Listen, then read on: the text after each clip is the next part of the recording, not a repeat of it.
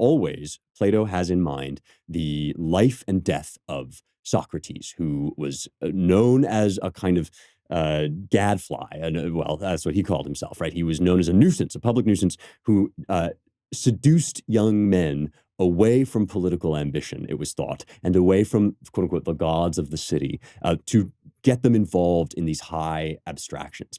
And what Plato has been doing, one of the things Plato has been doing throughout this book, is representing Socrates quite differently and making an implicit defense of him as the only person who's really willing to shape and mold the souls of young men to the good, to genuinely turn them aside from everything else that they're distracted and seduced by. And so what are those things? Well, we have your democratic politicians, your demagogues, right, who offer and who seek and offer power, right, to their cronies and for themselves, and who do so by making the most persuasive possible argument. You live in a direct democracy. You basically stand or fall on your ability to as it were, make the weaker argument the stronger, which of course introduces the sophists, right?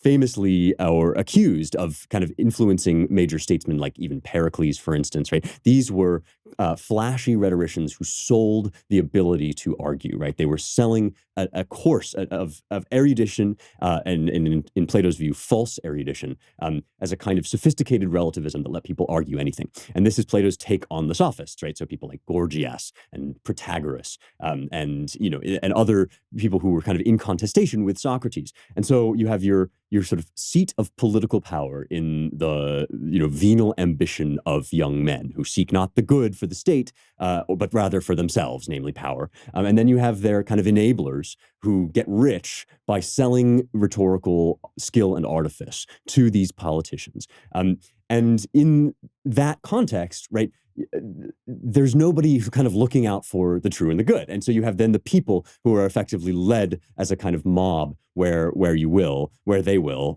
by these slightly smarter guys, right? People who are just a little bit smarter than them, even though they don't see the absolute truth. And so this situation that he depicts, right, like all of us, these people are chained, shackled to a wall, and they're at least 2 removes from the real truth, from the sun, right? The sun is outside of the cave, and the light that is in the cave is mostly artificial, generated by a fire. And you have these people like the sophists and the demagogues, right, who have these kind of half images, imitations of the truth. And so, of course, the other people who are involved here are the artists, right? The people who, as we will get to later in this work, right, the people who kind of imitate some semblance of knowledge and wisdom, like the poets, but who actually only just copy sort of what they see and what the regime happens to determine is truth today.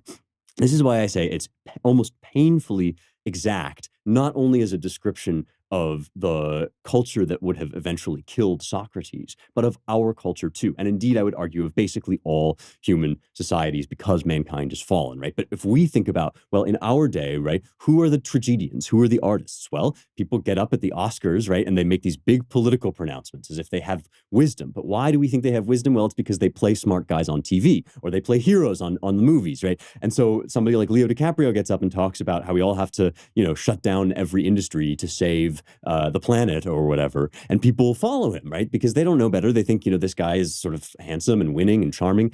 So he has also, of course, rhetorical skill. Then you have people like Nina Jankowicz, I guess is her name, or I can never remember if it's Jankowicz or Jankowski, but the lady that was appointed to run the Ministry of Truth, right, which has since it seems been scuppered. But these sort of, forgive me, but midwits, right, who are employed by the regime to enforce, right, the sort of politically acceptable truth. And this is, of course, why social media has become such an object of hot contestation in our day, is because people are on there arguing about what should and shouldn't be allowed to be said, what you can and can't acknowledge, what you can and can't notice. When the Babylon Bee gets kicked off of Twitter for saying that Rachel Levine is a man and not a woman, right? Then you know that you are in the cave. You're in the regime of the people that are basically trying to distort what little they know of the truth for their own ends, to keep you in chains, right? And so the people in chains are everybody else, everybody that doesn't have, as Carlin said, the great stand-up comic, George Carlin said, it's a club and you ain't in it. And it's the same club they use to beat you over the head, right? So this is the idea that there are people,